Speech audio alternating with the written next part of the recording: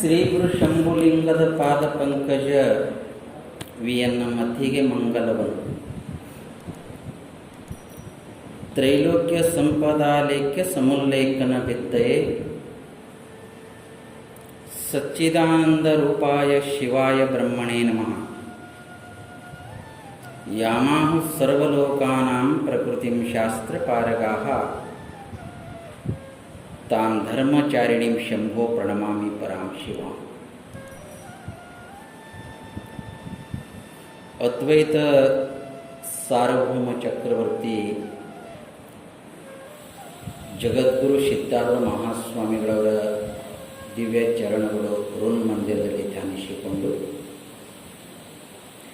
ಪರಮ ಪೂಜನೀಯ ಬ್ರಹ್ಮಲೀನ ಸದ್ಗುರು ಭಗವತ್ಪಾದಾಚಾರ್ಯ ಮಹಾಸ್ವಾಮಿಗಳವರ ಶ್ರೀಚರಣದಲ್ಲಿ ಅನಂತ ಪ್ರಣಾಮವನ್ನು ಸಲ್ಲಿಸಿ ಕಾರ್ಯಕ್ಕೆ ಕಾರಣೀಭೂತರಾದ ಪರಮ ಪೂಜನೀಯ ಬ್ರಹ್ಮಲೀನ ಸದ್ಗುರು ಶಾಂತಮೂರ್ತಿ ಮಹಾಸ್ವಾಮಿಗಳವರ ಕರ್ತೃಗದ್ದಿಗೆ ಶತಶತವಾಗಿ ಪೂಜನೀಯ ಶಾಂತಮೂರ್ತಿ ಮಹಾಸ್ವಾಮಿಗಳವರ 58ನೇ ವರ್ಷದ ಪುಣ್ಯಾರಾಧನಾ ಕಾರ್ಯಕ್ರಮದಲ್ಲಿ ಭಾಗಿಗಳಾಗಿ ತಮ್ಮ ಅಮೂಲ್ಯ ಉಪದೇಶವನ್ನು ನೀಡುತ್ತಿರುವ ಪರಮ ಪೂಜನೀಯ ಗೋವಿಂದಪಾದ ಮಹಾಸ್ವಾಮಿಗಳವರ ಇದೀಗ ತಾನೇ ತಮ್ಮ ಉಪನ್ಯಾಸನ ಗೈದು ವಿಶ್ರಮಿಸಿದ ಪರಮ ಪೂಜ್ಯ ಶಿವಾನಂದ ಮಹಾಸ್ವಾಮಿಗಳವರ ಹಾಗೂ ಉಭಯ ಸಂತರ ಕೂಡ ವಂದಿಸಿ ಸರ್ವರಿಗೂ ನಮಸ್ಕಾರಗಳು.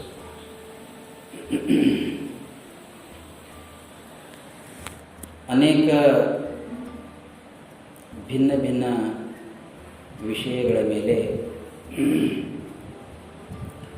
ತಾವು ಚಿಂತನೆಯನ್ನು ಕೇಳ್ತಾ ಇದ್ದೀರಿ.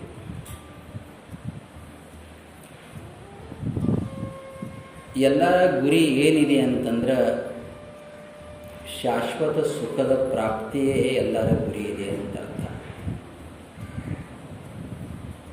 ಅದಕ್ಕೆ ಶಾಸ್ತ್ರದಲ್ಲಿ ಮೋಕ್ಷ ಅಥವಾ ಮುಕ್ತಿ ಎಂಬ ಶಬ್ದದಿಂದ ಕರೀತಾರೆ. ಈ ಮೋಕ್ಷ ಅಥವಾ ಮುಕ್ತಿ ಪಡೆಯುವುದು ಅಂತಂದ್ರೆ ಈ ಶರೀರ ಬಿಟ್ಟ ಬಳಕಲ್ಲ. ಈ ಶರೀರ ಇದ್ದಾಗೆ ಅದು ಪಡಿಬೇಕನ್ನೋದು ಇದರ ಸಂಗತಿ ಅಂತ ಅರ್ಥ. ಅದಕ್ಕೆ ಶ್ರುತಿ ಭಗವತಿ ಇಲ್ಲಿವರೆಗೆ ಹೇಳ್ಕೊಂಡು ಬರ್ತಾ ಇದೆ, ನಾಯಮಾತ್ಮ ಪ್ರವಚನೇನ ಲಭ್ಯ ಭೋನಾ ಶ್ರುತೇನ. ನೀ ಭಾಳ ಕೇಳಿದೆ ಅಂದರೆ ನೀನು ಮುಕ್ತಿ ಆಗ್ತದಂತ ಹಿಂಗೆ ಅರ್ಥ ಅಲ್ಲ. ಅಥವಾ ಭಾಳ ಪ್ರವಚನ ಮಾಡಿದ್ದೀನಿ, ಪ್ರವಚನ ಮಾಡಿದ ತಕ್ಷಣ ಅಥವಾ ಕೇಳಿದ ತಕ್ಷಣ ಮುಕ್ತಿ ಆಗ್ತದಂತ ಹಂಗೆ ಅರ್ಥ ಅಲ್ಲ. ನಿತಾಂತ ನೀನು ಶ್ರೋತ್ರಿಯ ಬ್ರಹ್ಮನಿಷ್ಠ ಸದ್ಗುರುನಾಥನಿಗೆ ಒಬ್ಬನಿಗೆ ಶರಣ ಹೋಗಬೇಕು.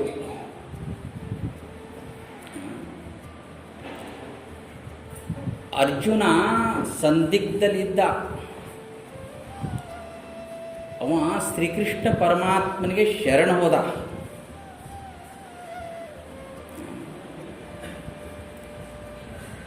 ಕಾರ್ಪಣ್ಯ ದೋಷೋಪಹತ ಸ್ವಭಾವ ಪೃಚ್ಛಾಮಿ ತಾಂ ಧರ್ಮ ಸಮ್ಮೂಢ ಚೇತ ಅಂತ ಹೇಳ್ಕೋದು ಬಂದು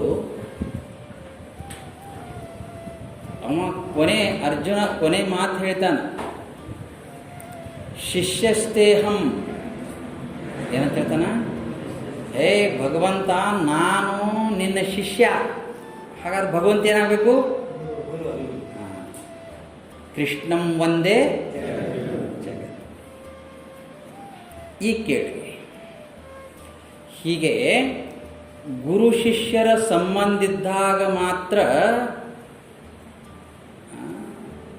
ಮೋಕ್ಷ ಅಥವಾ ಮುಕ್ತಿಯನ್ನು ಬೋಧಕತ್ವ ಸಂಬಂಧದಿಂದ ಪಡೆಯೋಕ್ಕೆ ಸಾಧ್ಯ. ಅದೇ ಯಾಕೆ ಬೇಕ್ರಿ ಗುರುಗಳು? ನಾವೇ ಗ್ರಂಥ ಟೀಕಾ ತಾತ್ಪರ್ಯ ಎಲ್ಲ ಬರ್ದಾರ, ಎಂಥ ಗ್ರಂಥ ಬರ್ದಾರ, ಎಲ್ಲ ಓದ್ಕೊಂಡು ತಿಳ್ಕೊಂಡು ಆಗ್ತೇವೆ ಬಿಡ್ರಿ ಅಂದರೆ ಸುಮ್ಮನೆ ಅದ ಹಾಂ ಗ್ರಂಥ ಬೇಕಾದ ಟೀಕಾ ತಾತ್ಪರ್ಯ ಎಲ್ಲ ಭಾಷೆ ಮೇಲೆ ಭಾಷೆ ಬರ್ದಾರೆ, ಟೀಕಾ ಮೇಲೆ ಟೀಕಾ ಬರ್ದಾರೆ, ಕಥೆ ಬರ್ದಾರೆ. ಅವೆಲ್ಲ ಓದ್ಕೊಂಡು ಆಗ್ತೀವಂದ್ರೆ ಅದಕ್ಕೆ ಅವ್ರು ಹೇಳ್ತಾರೆ, ಗುರು ಇಲ್ಲದಿರಬಾರದಿಹದಿ ಮುಂದೆ ದ್ವರಿಯದು ಗತಿ ಮುಕುತಿ ಆದಿ. ಮುಕ್ತಿಯರಿರಲಿ ಒಂದು ಗತಿನೂ ಸಿಗಂಗಿಲ್ಲ ಅಂತ. ಯಾರಿಲ್ಲದೆ ಇದ್ರೆ ಗುರು ಇಲ್ಲದೆ. ಅದಕ್ಕೆ ಅವ್ರು ಹೇಳ್ತಾರೆ, ಈಶ್ವರತೆ ಗುರು ಮೇ ಅಧಿಕ ದಾರೆ ಭಕ್ತಿ ಸುಜಾನ್ ಬಿನ್ ಗುರು ಭಕ್ತಿ ಪ್ರವೀಣ ನ ಲೈ ಆತ್ಮಜ್ಞಾನ. ಈಶ್ವರಕ್ಕಿಂತಲೂ ಗುರು ಬಹಳ ಶ್ರೇಷ್ಠ. ನಿಮಗೆ ಹೇಳ್ತೀನಿ, ದೇವರಿಗೆ ಮೋಕ್ಷ ಕೊಡಕ್ಕೆ ಬರಂಗಿಲ್ಲ. ಎಂಥ ದೊಡ್ಡ ದೇವರಿದೆ, ಪ್ರಸಿದ್ಧ ದೇವರಿದೆ ಅಂದರೂ ಕೂಡ ಆ ದೇವರಿಗೆ ನಿನಗೆ ಬಂಧನದಿಂದ ಮುಕ್ತ ಮಾಡಕ್ಕೆ ಬರಂಗಿಲ್ಲ.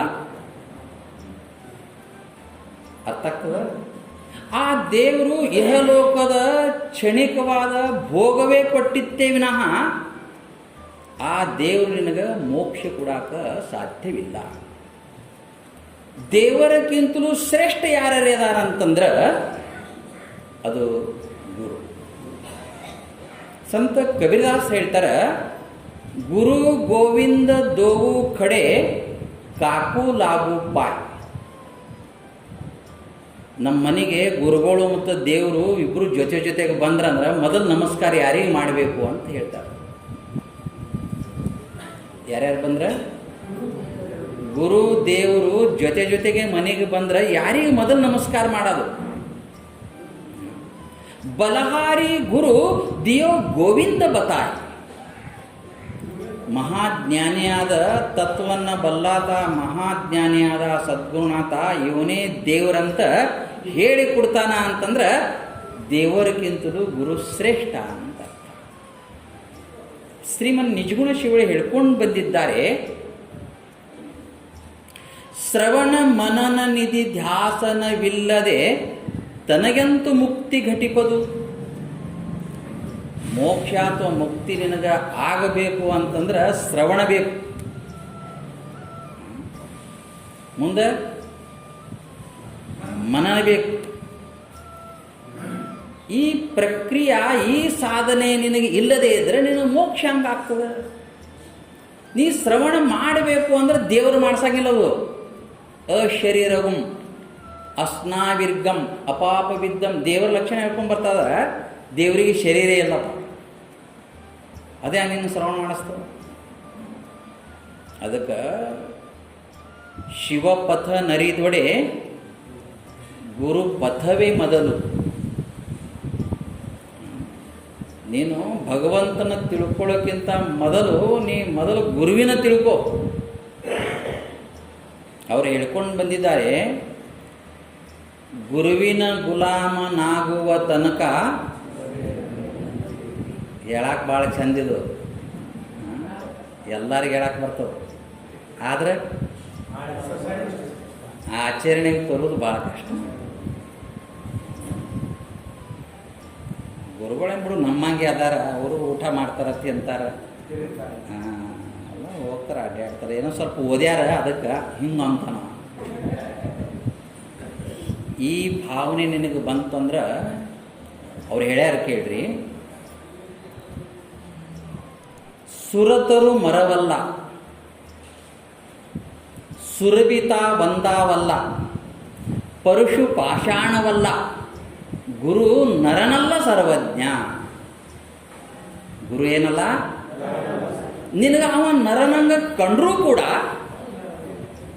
ನಿನಗ ನಮ್ಮ ಹ್ಯಾಂಗ ಮರಗಳಿರ್ತಾವಲ್ಲ, ಬೇವಿನ ಮರ ಮಾವಿನ ಮರ, ಹಾಗೆ ಕಲ್ಪವೃಕ್ಷ ಕೂಡ ಹಾಗೆ ಇರ್ತದಂತ ನಮ್ಮ. ಆದ್ರೆ ಅದು ಏನಲ್ಲ, ಬೇವಿನ ಮರ ಮಾವಿನ ಮರ ಅಲ್ಲದು, ಹಾಗೆ ಇರ್ತದ, ನೋಡಕ್ಕೆ ಹಾಗೆ ಕಾಣ್ತದ. ಸುರಭಿತ ಒಂದಾವಲ್ಲ, ಕಾಮಧೇನು ನಮ್ಮ ಆಕಳಂಗೆ ಇರ್ತದ. ಅದನ್ನು ಹೆಂಗಿರ್ತದ, ನಮ್ಮ ಆಕಳಂಗೆ ಇರ್ತದ. ಆದ್ರೆ ಏನಲ್ಲದು, ಆಕಳಲ್ಲ, ಅದು ಕಾಮಧೇನು. ಪರಶುಮಣಿ ನಮ್ಮ ಕಲ್ಲಿದ್ದಂಗೆ ಇರ್ತದ, ಆದರೆ ವಿಶಿಷ್ಟ ಶಕ್ತಿ ಆ ಪರಶುಮಣಿಯಲ್ಲಿದೆ ಅಂತ. ಪರಶು ಕಬ್ಬಿಣ ಸೋಂಕಿದಾಗಲೇ ತ್ವರಿತದಲ್ಲಿ ಹೇಮಾಗಿ ನಿಲ್ವದು, ಸ್ಪರ್ಶವಾಗಲು ಗುರುಕೃಪಾಕರ ಜೀವ ಬ್ರಹ್ಮಾದ ಅಂತ ಶಕ್ತಿ ಸದ್ಗುರುನಾಥನ ಹತ್ರ ಇರ್ತದ ಅಂತ ಅರ್ಥ. ಗುರುವಿಗೆ ನರನಂದವರಿಗೆ ರವರವ ನರಕ ತಪ್ಪೋದು ಅಂತ ಹೇಳ್ಯಾರ, ಇಲ್ಲಿವರೆಗೆ ಹೇಳ್ಯಾರ. ನೀ ಏನಂದೆ ಅಂದ್ರೆ ನಮ್ಮಂಗೆ ಬಿಡು ಅವರು ಅಂತಂದೆ ಅಂದ್ರೆ ಬರೇ ನರಕಲ್ಲ, ನರಕದಲ್ಲಿ 14 ಪ್ರಕಾರದಾವ. ಕೊನೆ ನರಕದ ಹೆಸರವೇ ರೌರವ ನರಕ. ಒಂದು ಕುಬ್ಬಿ ಪಾಕ ನರಕಿದೆ, ಅದು 13ನೇ ನರಕ. ಅವ್ರು ಹೇಳ್ತಾರೆ ಗುರುವಿಗೆ ನರನಂದವನಿಗೆ ರವರವ ನರಕ ತಪ್ಪದು ಅಂತ ಹೇಳ. ನಿಮಗೆ ಹೇಳ್ತೀನಿ, ಗುರು ಶಿಷ್ಯರ ಸಂಬಂಧ ಹಿಂಗಿರ್ತದ. ಲಕ್ಷ್ಯ ಕೊಡಿ, ನಾ ಎಲ್ಲರೇ ಹೋದರೆ ಹೇಳ್ತೀನಿ, ನಿನ್ನ ಜೀವನವನ್ನು ಪಾವನ ಆಗಬೇಕು ಅಂದ್ರೆ ನಿನಗೊಬ್ಬ ಗುರು ಬೇಕು. ಯಾರು ಬೇಕು? ಇವ್ರಕ್ಕಿಂತ ಚೆನ್ನಾಗಿ ಅವ್ರಂತ ಇವನಿಗೆ ಬಿಟ್ಬಿಟ್ಟ, ಅವನಿಗೆ ಹಿಡ್ಕೊಂಡ. ಯಾರಿಗೆ? ಮತ್ತೊಬ್ಬ ಗುರುವಿಗೆ. ಇವ್ರು ಯಾಕೋ ಸರಿ ಇಲ್ಲ ಅಂತ ಇನ್ನೊಬ್ಬ ಗುರುವಿಗೆ ಹಿಡ್ಕೊಂಡ. ಇದು ವ್ಯಭಿಚಾರ ಭಕ್ತಿ ಆಗ್ತದೆ. ಒಬ್ಬ ಗುರು ಅವನೇ ಇವನಲ್ಲ ಅಂತ ನೀ ಭಾವನೆ ಮಾಡ್ಕೋಬೇಕು, ಬೇಡ ಅಂತ ಅರ್ಥ ಅಲ್ಲ. ಆ ಸದ್ಗುರುನಾಥನೇ ಈ ರೂಪದಲ್ಲಿ ಬಂದಾನಂತ ನೀ ಭಾವನೆ ಮಾಡಿಕೊಂಡು ನಡ್ಕೊಂಡಿದ್ದೆ. ಇದಕ್ಕೆ ಗುರು ಶ್ರದ್ಧಾ ಅಂತ ಕರೀತಾರಂತ ಅರ್ಥ. ನಿಮಗೆ ಹೇಳ್ತೀನಿ, ಶ್ರದ್ಧಾ ಶಬ್ದಕ್ಕೆ ಶಾಸ್ತ್ರದಲ್ಲಿ ಅನೇಕ ವ್ಯಾಖ್ಯಾನ ಮಾಡ್ಕೊಂಡು ಬಂದಾರ. ಎದಕ್ಕೆ ಶ್ರದ್ಧಾ ಅನ್ನಬೇಕು ಅನ್ನೋದಕ್ಕೆ ಭಾಳಷ್ಟು ವ್ಯಾಖ್ಯಾನ ಇವೆ. ಶ್ರದ್ಧಾ ಸಬ ಸಾಧನಕೋ ಮೂಲ. ಈ ಎಲ್ಲಕ್ಕ ಮೂಲ ಯಾವುದಪ್ಪ ಅಂದ್ರೆ ಶ್ರದ್ಧಾ. ಮತ್ತಿನ್ನು ಶ್ರದ್ಧಾನೇ ಇಲ್ಲದೆ ಇದ್ರೆ ಏನಂತ ಹೇಳ್ತಾರೆ? ಶ್ರದ್ಧಾವಾನ್ ವಿಶ್ವಾಸೋ ಫಲದಾಯಕ. ನೀ ವಿಶ್ವಾಸ ಇಟ್ಟೆ ಅಂದ್ರೆ ನಿನ್ನ ಫಲ ಸಿಗ್ತದ.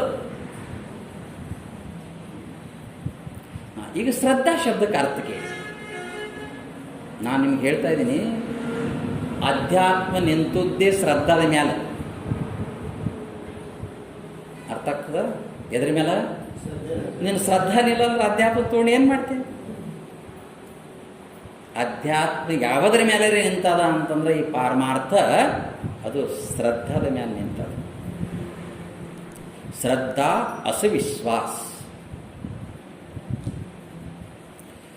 ಅದಕ್ಕೆ ಗುರುವಿಗೆ ನೀನು ನರನಂತ ಭಾವನೆ ಮಾಡ್ಕೊಂಡು ಶ್ರದ್ಧಾ ಶಬ್ದಕ್ಕೆ ಅರ್ಥ ಹೇಳ್ಕೊಂಡು ಬರ್ತಾ ಇದ್ದಾರೆ. ಗುರು ಸಾಕ್ಷಾತ್ ಪರಮಾತ್ಮನ ಸ್ವರೂಪ ಅಂತ ಭಾವನೆ ಮಾಡಬೇಕಂತ ಅರ್ಥ ಆಗ್ತದೆ. ಭರ್ಗೋ ಸಾಕ್ಷಾತ್ ನರಾಕೃತಿ. ಸಾಕ್ಷಾತ್ ಈ ನರನ ರೂಪದಲ್ಲಿ ಆ ಭಗವಂತನೇ ಬಂದಿದ್ದಾನೆ ಅಂತ ನೀ ಶ್ರದ್ಧಾ ಮಾಡಿ, ಶ್ರದ್ಧಾ ವಿಶ್ವಾಸ ಇಟ್ಟಿ ಅಂದ್ರೆ ಈ ಭವಸಾಗರವನ್ನೇ ದಾಟಕ್ಕೆ ಸಾಧ್ಯ ಆಗ್ತದೆ. ಗುರುಚರಣಾಂಬುಜ ನಿರ್ಭರ ಭಕ್ತ ಸಂಸಾರ ಚಿರಾದ್ಭವ ಮುಕ್ತ. ಈ ಸಂಸಾರದಿಂದ ಮುಕ್ತನಾಗಬೇಕು ಅಂತಂದ್ರೆ ಗುರು ಚರಣದಲ್ಲಿ ನಂಬಿಕೆ ಇಡಬೇಕಾಗ್ತದೆ. ಮಾನಸ ಭಜರೆ ಗುರುಚರಣ.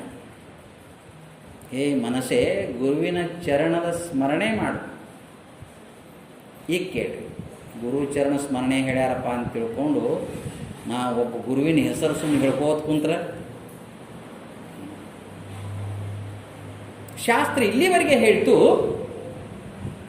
ಗುರು ಕರುಣಿಸಲು ಸಂಸಾರ ವಿಷಯ ಕೆಟ್ಟಿತ್ತು, ಮಾಯಾ ಪ್ರಪಂಚ ಬಿಟ್ಟಿತ್ತು, ಹುಟ್ಟು ಅಡಗದೇ ಹೋಯಿತು, ನೆಟ್ಟನೆ ಗುರುಪಾದವ ಹಿಡಿದು ಭವಗೆಟ್ಟೆನೋ ಕಾರಣ ರಾಮನಾಥ ಅಂತ ದೇವರದಾಸಮನೆಯವರು ಒಂದು ಕಡೆ ಹೇಳ್ತಾರೆ. ನೀ ಗುರುಪಾದವನ್ನು ಹಿಡಿದೆ ಅಂತಂದ್ರೆ ಹೇಳ್ಯಾರ ತಡೆ ಅಂತ ಗುರುಗಳು ಕಾರುಗಳು ಹಿಡ್ಕೊಂಡು ಕುಂತ್ರ ಪಾದ ಶಬ್ದಕ್ಕೆ ಅರ್ಥ ಜ್ಞಾನ. ಅರ್ಥ ಆಗ್ತದ? ಗುರುಪಾದ ಸೇವೆ ಅಂದರೆ ಏನಿದು? ಅವನ ಹತ್ರ ಕುಂತು, ಪಾದದ ಹತ್ರ ಕುಂತು ಜ್ಞಾನವನ್ನು ಪಡ್ಕೊಳ್ಳೋದು. ತದ್ವಿದ್ಯೆ ಪ್ರಣಿಪಾತೇನ ಪರಿಪ್ರಶ್ನೇನ ಸೇವಯ. ಮುಂದೆ ಉಪದೇಶಂತಿತೆ ಜ್ಞಾನಂ ಜ್ಞಾನಿನಃ ತತ್ವದರ್ಶಿನಃ. ತತ್ವದರ್ಶಿಯಾದ ಸದ್ಗುರುನಾಥ ಅವನ ಸೇವಾದಿಗಳನ್ನು ಮಾಡಿದ್ರೆ ಅವನನ್ನು ಕುರಿತು ಕೋಹಂ ಕುತಸ್ಮೃಜಾತ ಜೀವ ಮುಖೇನ ಕ್ವಚಸಂ ಪ್ರತಿಷ್ಠಿತಾ. ನಾನು ಯಾರು? ಈ ಜಗತ್ತಂದ್ರೆ ಏನು? ಈ ಜೀವಿಗಳೆಲ್ಲವೂ ಎಲ್ಲಿ ನೆಲೆಸಿವೆ? ಹೀಗೆ ಹಲವು ಪ್ರಶ್ನೆಗಳು ಮಾಡಿ ಅದರ ಸಮಾಧಾನ ನೀವು ತಿಳ್ಕೊಳ್ಳ. ಶ್ರುತಿ ಭಗವತಿ ಈ ಮಾತನ್ನು ಕೂಡ ಹೇಳ್ತದೆ. ಕಥಂ ತರೇಯಂ ಭವಸಿಂಧು ಮೇ ತತ್. ಸದ್ಗುರುನಾಥನ ಮುಂದೆ ಹೋಗಿ ಅನ್ಯೋನ್ಯವಾಗಿ ಹೆಂಗಪ್ಪ ಅಂದ್ರೆ ಅಪರಾಧ ಮಾಡಿದವ ನಿಲ್ತಾನೆ ನೋಡ್ರಿ. ಒಬ್ಬ ಅಧಿಕಾರಿ ಮುಂದೆ ಅಪರಾಧ ಮಾಡ್ದವ, ಜಗನ್ಯ ಅಪರಾಧ ಮಾಡೋ ಹೆಂಗೆ ನಿಲ್ತಾನೆ ಗುರ್ತೈತಾ ನಿಮ್ಗೆ? ಏನ್ರಿ ಹೇಳ್ರಿ ಅಂತಾನೇನು? ಒಬ್ಬ ಅಪರಾಧ ಮಾಡಿದವ ಹ್ಯಾಂಗ ನಿಲ್ತಾನ, ಹಾಗ ನೀ ಸದ್ಗುರುನಾಥನ ಹತ್ತಿರ ಅಷ್ಟು ವಿನಯಾದಿ ಗುಣಗಳಿಂದ ಅವನ ದಾಸನಾಗಿ ಕಥಂ ತರೇಯಂ ಭವಸಿಂಧು ಮೇ ತತ್ ಕೋವಾ ಗತಿರ್ಮೇ ಕಥಮೋಸ್ತುಪಾಯ ಜಾನೇನ ಕಿಂಚಿತ್ ಕೃಪಯಾವದೇತ. ನನಗೇನೂ ಗುರುತಿಲ್ಲ. ಈಗ ಹಂಗಲ್ಲ, ಗುರುಗಳಿಗೆ ಕುಂಡ್ರಿಸಿ ಶಾಸ್ತ್ರ ಹೇಳೋರದಾರ. ಹಂಗಲ್ರಿ, ಗುರುಗಳು ಹಿಂಗೆ ಹೇಳಿದ್ರು, ನೀವು ಹಂಗೆ ಯಾಕೆ ಕೇಳಕ್ಕೆ ಹೋದ್ರಿ? ಆ ವಿಷಯ ಹೇಳ್ತಾ ಹೇಳ್ತಾ ಬಿಟ್ರೆ ಮತ್ತೊಂದು ಹೇಳಿದ್ರಿ. ಏನಾರೇ ಹೇಳಿ, ಗುರು ವಚನವೇ ಸಕಲ ಶ್ರುತಿಗಳು, ಗುರು ವಚನವೇ ಸಕಲ ಸ್ಮೃತಿಗಳು. ಶ್ರುತಿ ಸ್ಮೃತಿ ಗುರು ವಚನ. ಗುರುಗಳು ಏನು ಇಲ್ಲಿವರೆಗೆ ಹೇಳ್ಕೊಂಡು ಬಂದಾರ. ಗುರುಗಳು ಮಾವಿನ ಮರಕ್ಕೆ ಇದು ಬೇವಿನ ಮರ ನೋಡಿ ಶಿಷ್ಯ ಅಂದ್ರೆ ಹೌದು ಸದ್ಗುರುನಾಥನ ಇದಕ್ಕೆ ಶ್ರದ್ಧಾ ಅಂತ. ಅದೇ ಯಾಕ್ರಿ ನಿಮ್ಮ ಕಣ್ಣಿಗೆ ಕಾಣ್ತಾವಿಲ್ಲ ಅಂತಂದ್ರೆ? ಒಂದು ಸಣ್ಣ ಉದಾಹರಣೆ ಹೇಳಿದೆ ನಿಮ್ಗೆ ಗೊತ್ತಾಗ್ತದೆ. ಗುರುಗಳು ಶಿಷ್ಯನಿಗೆ ಹೇಳಿದ್ರಂತ, ನೋಡಿ ಶಿಷ್ಯ, ಈ ಬಟ್ಟೆ ಎಲ್ಲ ಸ್ವಚ್ಛ ಮಾಡಿಕೊಂಡು ನೆರಳಿದ್ದ ಜಾತನಾಗ ಒಣಾಕ್ಸು ಎಲ್ಲ ಮಾಡು ಅಂತ ಹೀಗೆ ಅವನಿಗೆ ಕೆಲಸ ಕೊಟ್ಟರು. ಅದೇ ಹೊಸ್ದಾಗಿ ಬಂದಿದೆ. ಅಯ್ಯೋ ಗುರುಗಳ, ನಿಮ್ಮ ಬಟ್ಟೆ ತೊಳ್ಯಾಕ ಸಾಧ್ಯನಾ ಅವ ಅಂತ. ಯಾಕಂದ್ರೆ ನಿಮ್ಮ ಬಟ್ಟೆಗೆ ನನಗೆ ಕಾಲು ಬಡೀತು ಅಂದ್ರೆ ನನ್ನ ಕಾಲಿನ ನೀರು ಅದ್ರ ಮೇಲೆ ಬಿತ್ತು ಅಂದ್ರೆ ನನಗೆ ಪಾಪ ಬರ್ತದ್ರಿ ಗುರುಗಳ. ಏನಂತ ಹೇಳ್ತಾನೆ ನೀವು? ಒಯ್ಯಾಕ ಸೋಮಾರಿತನ ಮೂಲಕವಾಗಿ ಅವ ಅಂತಾನ. ಹ್ಯಾಂಗಾರು ಉಪಾಯ ಮಾಡಿ ಜಾರ್ಕೋಬೇಕು ಬಟ್ಟೆ ತೊಳೆಯೋದಂದು. ಬಟ್ಟೆಗಳು ಒಯ್ಗಿತಾವ, ನಿಮ್ಗೆ ನನ್ನ ಕಾಲು ಬಿಡಿತಾವ, ನಿಮ್ಮ ಕಾಲು ನನ್ನ ಬಟ್ಟೆ ಇವನ ಪಾವನ, ನನ್ನ ಬಟ್ಟೆ ನೀವು ತೊಳೆದು ಕೊಡ್ರಿ ಅಂದಂತ. ಇಂಥ ಶಿಷ್ಯರಿದ್ರೆ ಹ್ಯಾಂಗ ಉದ್ಧಾರ ಆಗ್ತದೆ? ಗುರು ಶಿಷ್ಯರ ಸಂಬಂಧ ಹಿಂಗಿದೆ. ಸ್ನೇಹಿತ ಸ್ನೇಹಿತನಿಗೆ ಗುರು ಆಗ್ತಾನೆ, ಅವಾಗ ಸ್ನೇಹಿತ ಅನ್ನುವ ಭಾವ ಹೊರಟು ಹೋಗ್ತಾನೆ. ಅರ್ಥ ಆಗಲ್ಲ? ಹೆಂಡತಿ ಗಂಡಗೆ ಗುರು ಆಗ್ತಾಳೆ, ಅವಾಗ ಗಂಡ ಹೆಂಡತಿ ಎಂಬುವ ಭಾವಿರಲ್ಲಿ. ಮತ್ತೇನು ಭಾವ ಇರ್ತದ? ಗುರು ಶಿಷ್ಯರ ಸಂಬಂಧ ಇತ್ತಾದ್ರೆ ಮಾತ್ರ ಈ ಬೋಧಕತ್ವದಿಂದ ಶಿಷ್ಯ ಧನ್ಯ ಆಗ್ತಾನೆ. ಚುಡಾಲ ಮಹಾರಾಣಿ ಗುರು ಆದಳು, ಗಂಡ ಶಿಖಿಧ್ವಜ ಮಹಾರಾಜ ಶಿಷ್ಯನಾದ. ಹೆಂಡತಿ ಗಂಡಗೂ ಗುರು ಆದಳು, ಅವಾಗ ಸಂಬಂಧ ಯಾವ ಸಂಬಂಧ? ಲೌಕಿಕ ಸಂಬಂಧ ಇಲ್ಲಲ್ಲಿ. ಗಂಡ ಹೆಂಡತಿ ಗುರು ಆದ.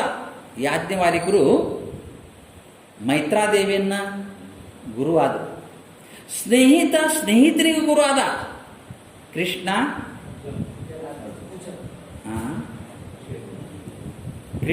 ಅರ್ಜುನಿಗೆ ಗುರು ಆದ. ಮಗ ತಾಯಿ ಗುರು ಆದ. ಈಗ ತಾಯಿ ಮಗ ಅನ್ನೋ ಭಾವಿಲ್ಲ.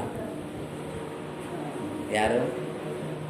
ಕಪಿಲ ಮಹರ್ಷಿಗಳು ಅವರ ತಾಯಿ ದೇವಾವತಿ ಗುರು ಆದ, ಸಾಂಖ್ಯಶಾಸ್ತ್ರನ ಪ್ರತಿಪಾದನೆ ಮಾಡಿದ ಮುಂತಾದ ಕತೆ. ನಾ ಯಾಕೆ ಹೇಳಾಕೊಂತೀನಿ ಅಂದ್ರೆ, ಈ ಲೌಕಿಕ ಸಂಬಂಧನ ಅಡಗದಾಗ ಗುರುವಿನ ದಾಸನೇ ಆದಾಗ ಗುರುದೇವತಾ ಭಕ್ತಿ ವರವೇದ ವಿಧಿನಿಷ್ಠೆ ವಿರತಿ ಮುಂತಾದ ನವಸ ಚಾರಿತ್ರ್ಯಗಳು ಇರಲಾತನೇ ಶಿಷ್ಯನಕ್ಕು ಅಂತ ಹೇಳ. ಗುರುದೇವತಾ ಭಕ್ತಿ, ಗುರುವಿನಲ್ಲಿ ಅಪಾರ ಭಕ್ತಿ ಇರಬೇಕಂತ, ಇವ ದೇವರು ಅಂತ. ಹೀಗೆ 9 ಗುಣವನ್ನು ಹೇಳ್ಕೊಂಡು ಬಂದಾರೆ ಶಿಷ್ಯನ ಗುರುಗಳು. ಅಂತ ಒಂದು ಅದ್ಭುತವಾದ ಬೋಧಕತ್ವ ವ್ಯವಹಾರ ಇತ್ತು ಅಂತಂದ್ರೆ ಅವ ಈ ಭವಸಾಗರಿಂದ ದಾಟಕ್ಕೆ ಸಾಧ್ಯ ಆಗ್ತದೆ. ಇಲ್ಲಾದರೆ ಗುರು ಯಾಕೆ ಬೇಕ್ರಿ, ನಾವು ಪುಸ್ತಕ ಓದ್ತೇವೆ, ಹಂಗೆ ಓದ್ತೇವೆ, ಹಿಂಗೆ ಮಾಡ್ತೇವೆ ಅಂತಂದ್ರೆ ಅವ್ರು ಹೇಳ್ತಾರೆ, ವೇದ ಉದದಿ ಬಿನ ಗುರು ಲಖೈ. ವೇದ ಉಪನಿಷತ್ತುಗಳು ಗುರು ಇಲ್ಲದೇ ನೀವು ಓದಾಕ ಹೊಂಟ್ಯಾನ. ಗುರು ಇಲ್ಲದೆ ಏನೇನು ಓದಲು ದೊರೆಯದು ಅರಿಯದು ಸಮ್ಯಕ್ ಜ್ಞಾನ. ನಿಜಗುಣಿಸೋರು ಹೇಳ್ತಾರೆ, ನಿನಗೆ ಸಮ್ಯಕ್ ಜ್ಞಾನ ಅಂದರೆ ಯಥಾರ್ಥ ಜ್ಞಾನ ಆಗೋದಿಲ್ಲ. ಗುರು ಇಲ್ಲದೆ ಏನೇನು ಓದಲು. ಗುರುದೇವಕ ಏಕ ಶಬ್ದ ತಾಕ ಅನಂತ ವಿಚಾರ. ಅದರಾಗ ಅನಂತ ವಿಚಾರವನ್ನು ಅದರಾಗ ಹುದುಗಿದೆ ಅಂತ ಅರ್ಥ. ಅದಕ್ಕೆ ಹೇಳಿಲ್ಲ ಏನಂತ, ಗುರು ಬ್ರಹ್ಮ, ಮುಂದೆ ಗುರುಗಳು ಕುಂತಿರ್ತಾರೆ, ಗುರು ಬ್ರಹ್ಮ ಗುರು ವಿಷ್ಣು ಅಂತ ಮ್ಯಾಲ ನೋಡ್ತಾರೆ. ಗುರುಗಳು ಮುಂದೆ ಕುಂತಾರೆ, ಆದರೆ ಅಷ್ಟು ಭಕ್ತಿ ಇಲ್ಲ. ಸುಮ್ಮನೆ ಅಂತಾನೆ ಯಾಕೆ ಕಲ್ತಾನಲ್ಲ. ಅವರು ಹೇಳ್ತಾರೆ, ವೇದ ಉದದಿ ಬಿನ ಗುರು ಲಖೈ लागे लवण समान बादल गुरुमुख द्वार है अमृत से अधिकान. ನೀನು ಸಮುದ್ರದ ನೀರು ಕುಡಿದ್ರೆ ಏನಾಗ್ತವ? ಉಪ್ಪತ್ತವ. ಅವೇ ನೀರು ಸೂರ್ಯನ ಕಿರಣದಿಂದ ಬಾಷ್ಪಾಗಿ ಆವಿಯಾಗಿ ಮ್ಯಾಲ ಹೋಗಿ ಮೋಡ ಆಗಿ ಸುರಿದು ಅಂದ್ರೆ ಅಮೃತ್ ಸೇ ಅಧಿಕ. ಅವೇ ವೇದ, ಅವೇ ಉಪನಿಷತ್, ಅದೇ ವಿಚಾರ ಗುರುವಿನ ಮುಖಾರವಿಂದ ಕೇಳಿದೆಪ್ಪ ಅಂತಂದ್ರೆ ಏನಾಗ್ತದ? ಅಮೃತ್ ಸೇ ಅಧಿಕ.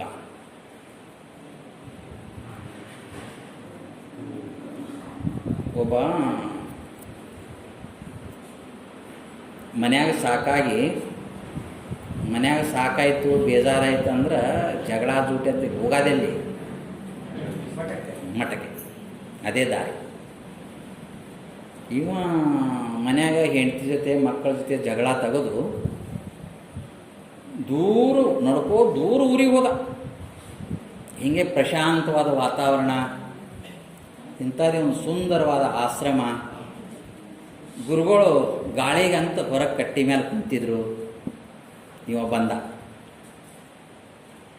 ಊರಾಗ ಜಗಳ ತೆಗೆದು ಮಠ ಸೇರಿಬೇಕಪ್ಪ, ಬ್ಯಾಡದು, ಯಾವ ಕಿಟಕಿಲಿ ಬೇಕು,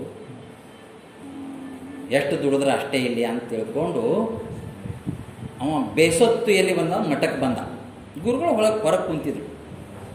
ಗುರುಗಳಿಗೆ ಬಂದು ಕೂಡಲೇ ಸಾಷ್ಟಾಂಗ ನಮಸ್ಕಾರ ಹಾಕಿದ.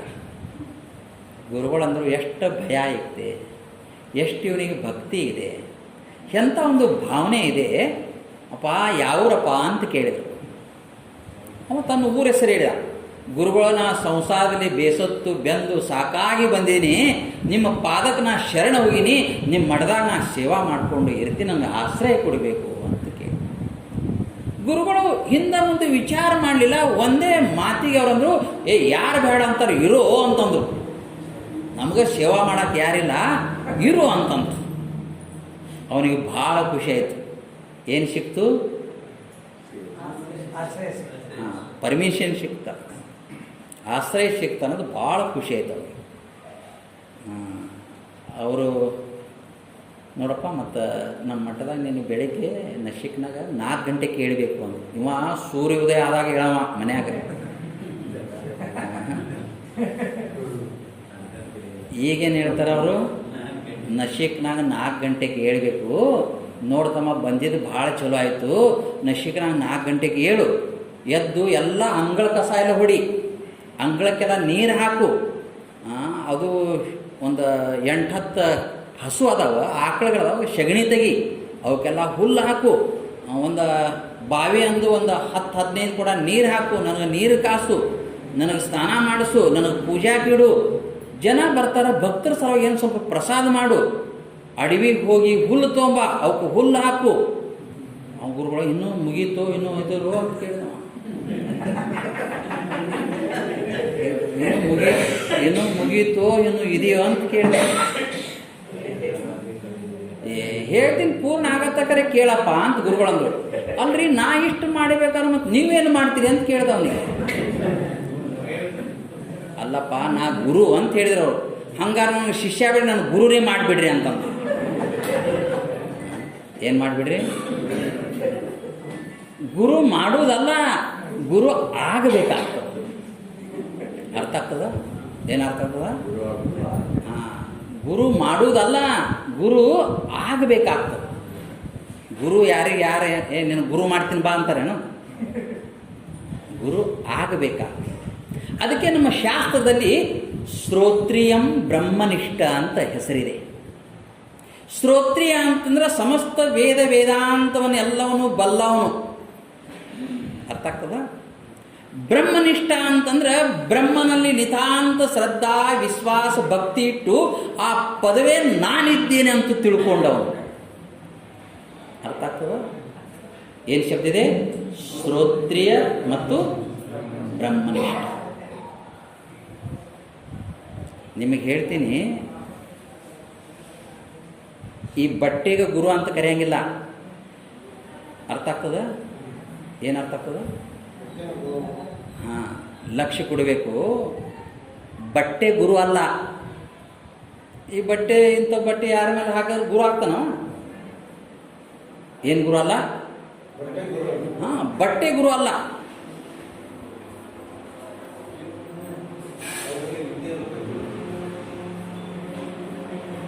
ಏನು ಗುರು ಅಲ್ಲ?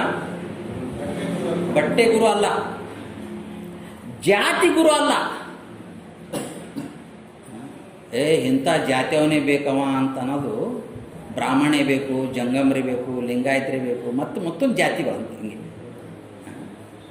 ಏನು ಗುರು ಅಲ್ಲ? ಮೊದಲನೇದು ಬಟ್ಟೆ ಗುರು ಅಲ್ಲ. ಎರಡನೇದು ಊರಿಗೆ ದಾರಿ ಆರು ತೋರಿದರೇನು. ಇಂಥದ್ದು ಊರಿಗೆ ದಾರಿ ಹೋಗ್ತದೆ ನೋಡಪ್ಪ, ಇದೊಂದು ಯಾರು ಹೇಳಿದ್ರೆ ದಾರಿ ಬಲ್ಲ ಹೇಳಿದ್ರೆ ಸಾಕಪ್ಪ, ಇಂಥವನೇ ಬೇಕಂತಿದ್ದೇನು? ಬಟ್ಟೆ ಗುರು ಅಲ್ಲ, ಜಾತಿ ಗುರು ಅಲ್ಲ, ವಯಸ್ಸು ಗುರು ಅಲ್ಲ.